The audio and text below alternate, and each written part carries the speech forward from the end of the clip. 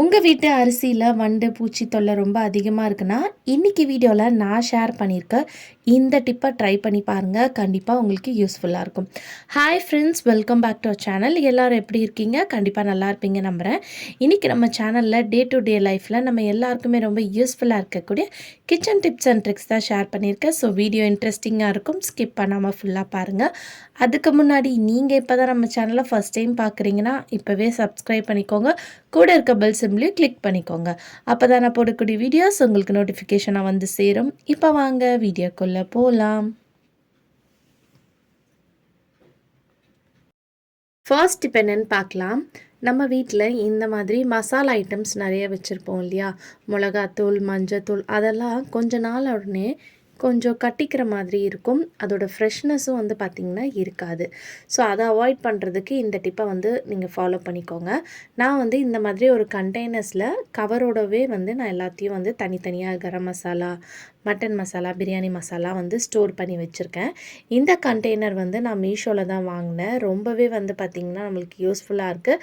So என்ன மசாலான்னு நம்ம பேர் எழுதி ஒட்டிக்கலாம். பட் கவரோடு வச்சிட்டோன்னா நம்மளுக்கு இன்னுமே கொஞ்சம் யூஸ் பண்ணுறதுக்கு ஈஸியாக இருக்குன்றதுக்காக நான் அப்படியே வச்சுருக்கேன். ஸோ இந்த மாதிரி நம்ம வைக்கும்போது அதில் வந்து பார்த்திங்கன்னா ஒரு மாதிரி கட்டிக்கும். அந்த மாதிரி ஆகாமல் இருக்கிறதுக்கு எல்லா மசாலாலையும் இந்த மாதிரி கொஞ்சமாக உப்பு போட்டால் போதும். இந்த மாதிரி உப்பு போட்டு நல்லா மிக்ஸ் பண்ணி விடும்போது உங்களுக்கு நல்லா ஃப்ரெஷ்ஷாக இருக்கும். அதே சமயத்தில் அந்த மசாலாலாம் வந்து கொஞ்சம் நம்ம ரொம்ப நாள் கழிஞ்சு எடுத்தோன்னா ஒரு அங்கங்கே வந்து கட்டிக்கும் இல்லையா? ஸோ அந்த மாதிரி ஆகாமல் இருக்கிற பிரச்சனையும் உங்களுக்கு அவாய்ட் பண்ணிக்கலாம். ட்ரை பண்ணி பாருங்கள். இதுவும் வந்து பார்த்திங்கன்னா சில்லி பவுடர் தான். ஸோ இதுவும் வந்து மோஸ்ட்லி வந்து இதுதான் வந்து பார்த்திங்கன்னா கட்டிக்கும்.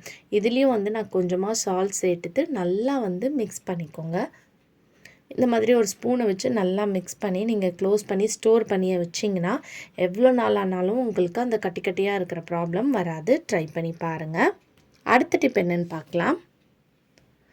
இந்த மழை காலத்துக்கு தேவைப்படக்கூடிய டிப்ஸ் தான் நான் இன்றைக்கி வீடியோவில் ஷேர் பண்ணியிருக்கேன்.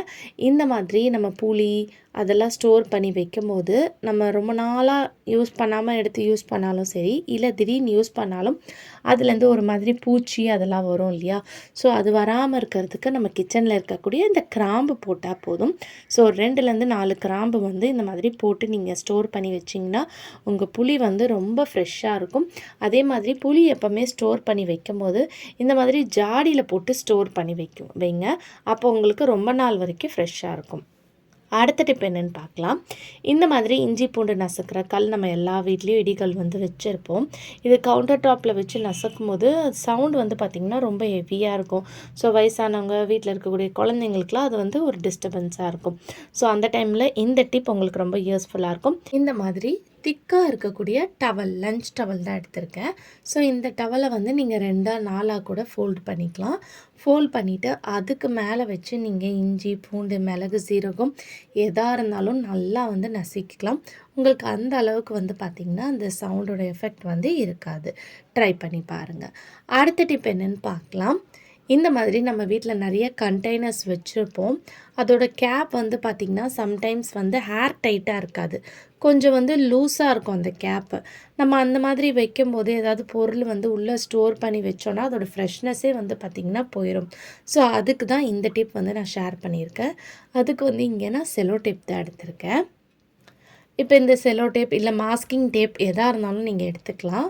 இப்போ இதை வந்து அந்த சைஸுக்கு ஏற்ற மாதிரி கட் பண்ணிக்கோங்க. கட் பண்ணிவிட்டு அந்த மவுத்தை சுற்றி இந்த மாதிரி நீங்கள் அந்த செல்லோ டேப்பை வந்து ஒட்டி விட்டுக்கணும். ஸோ இந்த மாதிரி உள்ளேயும் வெளியும் படுற மாதிரி நீங்கள் ஒட்டிக்கலாம். ஒட்டிட்டு இதுக்கப்புறம் நீங்கள் இதுக்குள்ளே என்ன வேணாலும் ஸ்டோர் பண்ணி வச்சுக்கலாம். நல்லா உங்களுக்கு வந்து ஏர் டைட்டாக இருக்கும். ஸோ இந்த கேப் வந்து பாருங்கள், நல்லா உங்களுக்கு ஃபிக்ஸ் ஆயிரும். ஏர் டைட்டாக வந்து பார்த்திங்கன்னா உங்களுக்கு இருக்கும். ஸோ இந்த மாதிரி உங்கள் கண்டெய்னர்ஸோட கேப் ரொம்ப லூஸாக இருக்குது, நல்லா ஏர் டைட்டாக மாற்றணும்னு நினச்சிங்கன்னா கண்டிப்பாக இந்த டிப் உங்களுக்கு யூஸ்ஃபுல்லாக இருக்கும். வேணான்ற போது இந்த செலோ டேப்பை நீங்கள் எடுத்துகிட்டு தூக்கி போட்டுட்டு கூட நீங்கள் ரீயூஸ் பண்ணிக்கலாம். வாஷ் பண்ணும்போது இதை எடுத்து நீங்கள் தூக்கி போட்டு நியூவாக ஒரு செலோ டேப் கூட நீங்கள் ஒட்டிக்கலாம். ட்ரை பண்ணி பாருங்கள். அடுத்த டிப் என்னன்னு பார்க்கலாம். நம்ம அரிசிலாம் வந்து ஸ்டோர் பண்ணி வைக்கும்போது அதில் வண்டு பூச்சி வராமல் இருக்கணும். இல்லை ஆல்ரெடி வண்டு வந்துருச்சு, அந்த வண்டை வந்து நம்ம அரிசியிலேருந்து எடுக்கணும்னு நினச்சிங்கன்னா இந்த டிப்பை ஃபாலோ பண்ணிக்கோங்க. அதுக்கு வந்து நான் கொஞ்சமாக ஒரு பவுலில் அரிசி எடுத்து காமிச்சிருக்கேன். ஸோ இப்போ இந்த அரிசியை வந்து நடுவில் கொஞ்சமாக வந்து பார்ட்டிஷன் மாதிரி பிரித்து இதில் வந்து ஒரு குட்டி கப் வந்து வச்சுக்கோங்க. இப்போ இந்த கப்பில் வந்து நம்ம ஊற்ற போகிறது என்னன்னு பார்த்தீங்கன்னா வினிகர் தான். ஸோ இந்த வினிகர் ஸ்மெல்லுக்கு நீங்கள் அரிசியில் இருக்கக்கூடிய இல்லை கோதுமை பருப்பு எதில் இருந்தாலும் நீங்கள் இந்த டிப்பை வந்து ஃபாலோ பண்ணிக்கலாம். கொஞ்சமாக இந்த மாதிரி வண்டு இருக்கக்கூடிய அந்த ஐட்டம் பல்சஸ் ஐட்டமாக இருந்தாலும் சரி இல்லை ரைஸாக இருந்தாலும் அதில் இந்த மாதிரி ஒரு கப்பை சென்டரில் வச்சுட்டு வினிகர் ஊற்றிட்டு ஒரு 1 hour விட்டிங்கன்னா போதும். அதில் இருக்கக்கூடிய எல்லா வண்டு பூச்சியும் வந்து வெளியேறி வந்துடும். இப்போ நான் கவுண்டர் டாப்பில் வச்சுருக்கனால நம்ம அப்படியே வச்சோன்னா வெளியே வந்து அது வேறு ஒரு க்ராசரி ஐட்டம்ஸில் போய் கூட இதாயிரும். ஸோ அந்த மாதிரி ஆகாமல் இருக்கிறதுக்கு ஒரு பிளேட்டை வச்சுருங்க. அதில் கொஞ்சமாக தண்ணி ஊற்றிட்டு அதுக்கு மேலே நீங்கள் இந்த மாதிரி வச்சு விடுங்க. ஸோ இந்த மாதிரி வச்சு விடும்போது அந்த வண்டுலாம் வந்து இந்த தண்ணியில் கலெக்ட் ஆகி வந்து பார்த்திங்கன்னா இறந்து போயிடும். ஸோ நம்ம வேறு எந்த பொருளையும் வந்து பார்த்திங்கன்னா அந்த வண்டு வந்து போகிறதுக்கும் சான்ஸ் இல்லை. ஸோ இந்த மாதிரி நீங்கள் யூஸ் பண்ணுற அரிசி பருப்பு எதில் வந்து உங்களுக்கு வண்டு இருந்தாலும் அதை எடுக்கணும்னு நினச்சிங்கன்னா கண்டிப்பாக இந்த டிப்பை ஃபாலோ பண்ணி வச்சுக்கோங்க. அடுத்த மெத்தட் என்னன்னு பார்க்கலாம். அதுக்கு வந்து நான் கொஞ்சமாக அரிசி எடுத்து காமிச்சிருக்கேன். இப்போ உங்களுக்கு வண்டு வந்துருச்சு, அதை வந்து எடுக்கணும்னு நினச்சிங்கன்னா நம்ம யூஸ் பண்ணுற மிளகாய்த்தூள் தான் நம்ம யூஸ் பண்ண போகிறோம். ஸோ கொஞ்சமாக 1 ஸ்பூன் அளவுக்கு மிளகாய்த்தூள் இந்த மாதிரி போட்டுட்டு இதை வந்து நல்லா மிக்ஸ் பண்ணி விடுங்க. இதில் இருக்கக்கூடிய காரத்தன்மைக்கும் அந்த வண்டால் அந்த அரிசியில் இருக்க முடியாமல் வெளியேறி வந்துடும் உங்களுக்கு. அதே மாதிரி கீழே ஒரு பிளேட்டில் தண்ணி ஊற்றி வச்சுட்டு இந்த மாதிரி அதுக்கு மேலே இந்த மாதிரி பவுல் வச்சு விட்டிங்கன்னா அதுலேருந்து வெளியேற வண்டுலாம் வந்து பார்த்திங்கன்னா இந்த தண்ணியில் வந்து கலெக்ட் ஆயிரும். ஸோ இதை நீங்கள் யூஸ் பண்ணும்போது திருப்பி வந்து உங்களுக்கு அந்த மிளகாய் வாசனம் இருக்கும், காரமாக இருக்கும், அந்த மாதிரிலாம் எதுவுமே இல்லை. நான் வாஷ் பண்ணி உங்களுக்கு காட்டுறேன். தண்ணி ஊற்றி ஒரு 2-3 வாட்டி மட்டும் நீங்கள் நல்லா வாஷ் பண்ணாலே போதும். அதில் இருக்கக்கூடிய அந்த மிளகாய்த்தூள் எல்லாம் வந்து உங்களுக்கு வெளியேறி போயிடும். அதுக்கப்புறம் நார்மலாக நம்ம எப்படி சாதம் வடித்தா இருக்குமோ அதே மாதிரி தான் இருக்கும். ஸோ இப்போ பாருங்கள், வாஷ் பண்ணும்போதே அந்த தண்ணியோட அந்த மிளகாய்த்தூள் அந்த எல்லாமே வந்து உங்களுக்கு வந்துடும். அரிசி வந்து நார்மலாக இருக்கும்.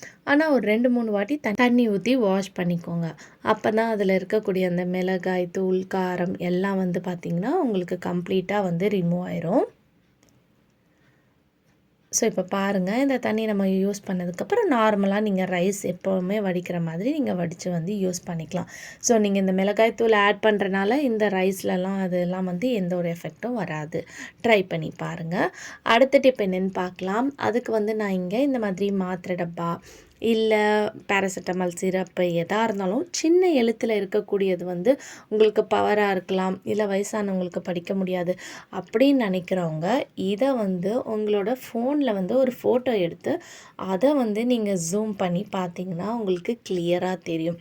ஏன்னா சில பேருக்கு வந்து பவர் இருக்குன்றனால சின்ன சின்ன இருக்கக்கூடிய எழுத்துலாம் வந்து நம்மளுக்கு தெரியாது. ஸோ அந்த மெடிசன்ஸில் இருக்கக்கூடிய எக்ஸ்பீரி டேட் அந்த மாதிரிலாம் நம்ம பார்க்கணுன்னு நினச்சோன்னா இந்த மாதிரி ஃபோட்டோ எடுத்து நீங்கள் ஜூம் பண்ணி பார்த்தீங்கன்னா கிளியராக தெரியும். இன்னும் வயசானவங்களுக்கு கண்டிப்பாக இந்த டிப் ரொம்ப யூஸ்ஃபுல்லாக இருக்கும். ஏன்னா பொடி எழுத்தாக இருக்கும்போது கண்டிப்பாக உங்களுக்கு தெரியறதுக்கு வந்து சான்ஸ் இல்லை. ஸோ இந்த மாதிரி நீங்கள் எடுத்து பார்க்கும்போது உங்களுக்கு நல்லா கிளியராக வந்து தெரியும். ஸோ கண்டிப்பாக இந்த டிப்பும் யூஸ்ஃபுல்லாக இருக்கும். ட்ரை பண்ணி பாருங்கள். ஓகே ஃப்ரெண்ட்ஸ், இன்றைக்கி வீடியோவில் நான் ஷேர் பண்ணி இந்த டிப்லேருந்து ஏதாவது ஒரு டிப் கண்டிப்பாக உங்களுக்கு யூஸ்ஃபுல்லாக இருக்கும். அப்படி யூஸ்ஃபுல்லாக இருந்துச்சுன்னா மறக்காமல் நம்ம சேனலை லைக் பண்ணுங்கள், ஷேர் பண்ணுங்கள், கமெண்ட் பண்ணுங்கள், சப்ஸ்கிரைப் பண்ணிக்கோங்க. தேங்க்யூ ஃபார் வாட்சிங்.